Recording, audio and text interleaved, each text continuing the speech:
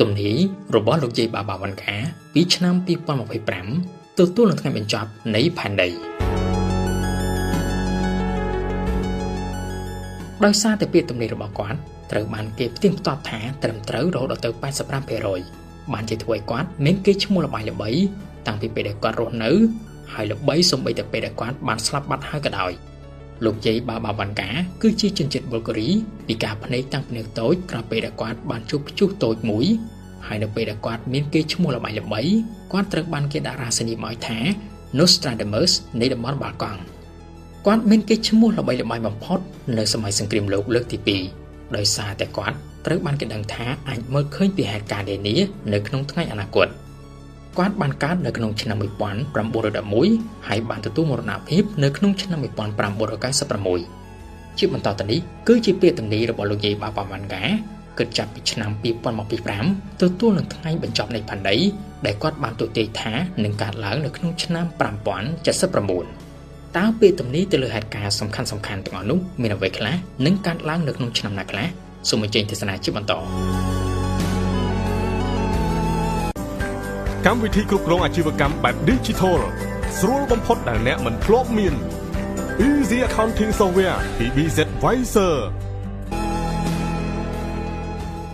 ឆ្នាំ2025សង្គ្រាមនៅក្នុងតំបន់អឺរ៉ុប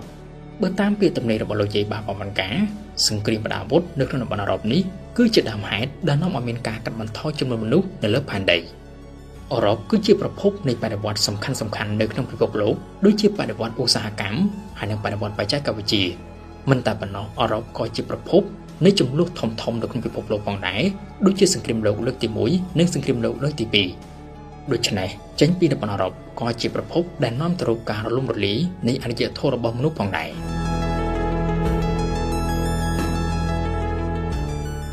ឆ្នាំ2028ការសិក្សាស្រាវជ្រាវនៅលើភពសុក្រ Venus ឬក៏ភពសុក្រត្រូវបានអាមេរិកឲ្យឈ្មោះថាភពសូវៀតឬក៏ភពរុស្ស៊ីដោយសារតែទីភ្នាក់ងារអវកាសរបស់សូវៀត Roscosmos បានបំពេញបេសកកម្មរបស់ខ្លួនស្រាវជ្រាវទៅកាន់ភពនេះមុនដំបូងគេតាមពាក្យទំនាយរបស់លោកយាយបាបាវ៉ាន់កានៅក្នុងឆ្នាំ2028មនុស្សនឹងមានលទ្ធភាពធ្វើដំណើរទៅស្រាវជ្រាវធម្មពលនៅលើភពមួយនេះប៉ុន្តែមនុស្សមិនទាន់អាចមានឧបករណ៍ឬមធ្យោបាយនៅក្នុងការទាញយកធម្មពលនេះមកប្រើប្រាស់ជាផលប្រយោជន៍នៅលើផែនដីទេម្យ៉ាងវិញទៀតនៅលើភពមួយនេះក៏មិនទាន់អនុញ្ញាតឲ្យមនុស្សរស់រានមានជីវិតបានដែរ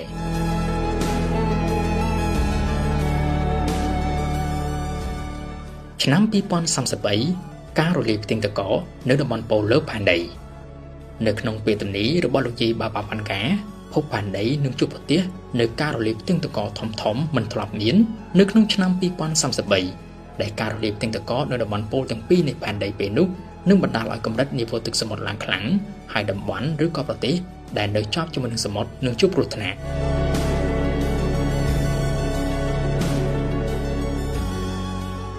ឆ្នាំ2076ការវិលត្រឡប់មកវិញនៃរបបកុម្មុយនីសលោកយាយបាបាវ៉ាន់កាបានរស់នៅឆ្លងកាត់សម័យកាលនៃការប្រជែងគ្នារវាងរបបសេរីនិងរបបកុម្មុយនីសនៅក្នុងពេលទំនេររបស់គាត់នៅឆ្នាំ2076របបកុម្មុយនីសនឹងកើតឡើងសាជាថ្មីហើយរាតត្បាតពាសពេញផែនដី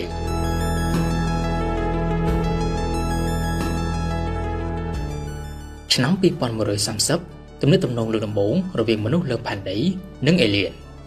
នៅក្នុងចំណោមពាក្យទស្សន៍ទាយរបស់លោកយាយបាបាវ៉ាន់កាក៏មាននិយាយអំពីមនុស្សក្រៅភពឬដែលយើងហៅថាអេលៀនផងដែរ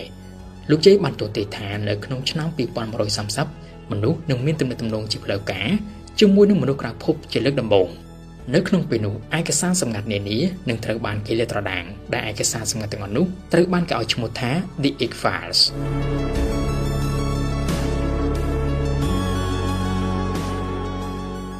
ឆ្នាំ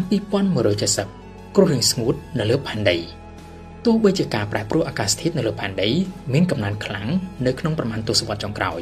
ក៏ប៉ុន្តែលោកយាយបាបាវ៉ាន់កាបានទស្សន៍ទាយអំពីការប្រែប្រួលអាកាសធាតុនៅលើផែនដីនេះតាំងពីពេលដែលគាត់នៅមានជីវិតនៅឡើយ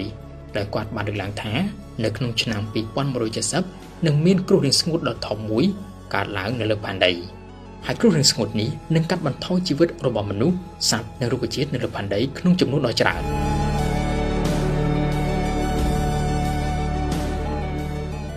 ឆ្នាំ2005 សង្គ្រាមជាមួយនឹងពួករស់នៅលើភពអង្គារ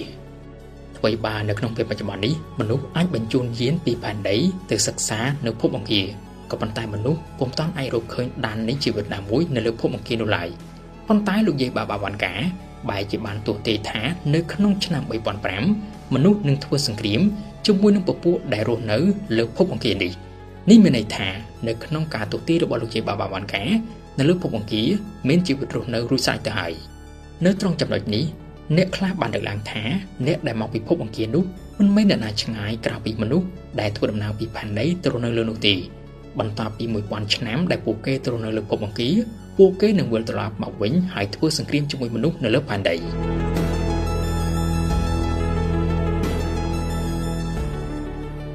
ឆ្នាំ3797ទីបញ្ចប់នៃផែនដីក្នុងដំណាក់កាលទី1នៅក្នុងពេលទំនេរលោកយាយបាបាវ៉ាន់កាទីបញ្ចប់នៃផែនដីមាន2ដំណាក់កាលទី1កើតឡើងនៅក្នុងឆ្នាំ3797គាត់បានទស្សន៍ទាយថានៅពេលនោះអ្នកដែលរស់រានមានជីវិតបន្ទាប់ពីសង្គ្រាមជាមួយនឹងក្រុមដែលមកពីភពអង្គារនឹងត្រូវចាកចេញពីផែនដីពីព្រោះថាភពផែនដីបន្ទាប់ពីសង្គ្រាមជាមួយនឹងពួកមកពីភពអង្គារពលគឺនៅក្នុងឆ្នាំ3797លែងអាចទ្រទ្រង់ជីវិតមនុស្សនៅលើផែនដីបានទៀតហើយការចាកចេញរបស់មនុស្សពីភពផែនដីទៅកាន់កន្លែងផ្សេងនេះយើងអាចនិយាយបានថាជាការបិទបញ្ចប់នៃអរិយធម៌របស់មនុស្សនៅលើផែនដីផងដែរ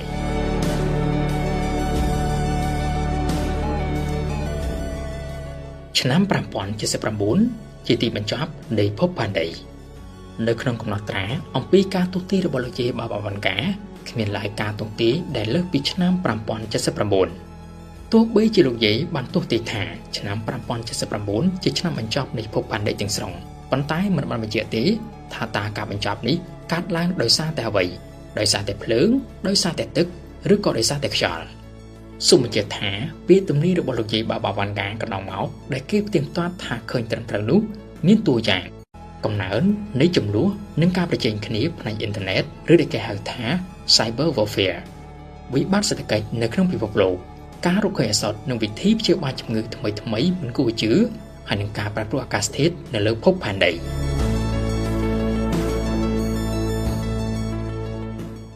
ជាក្បាលនឹង software ដែលហួសសម័យរបស់អ្នកដល់ពេលណាទៀត Easy Accounting Software កម្មវិធីគ្រប់គ្រងអាជីវកម្មតាមប្រព័ន្ធ Digital បែបថ្មី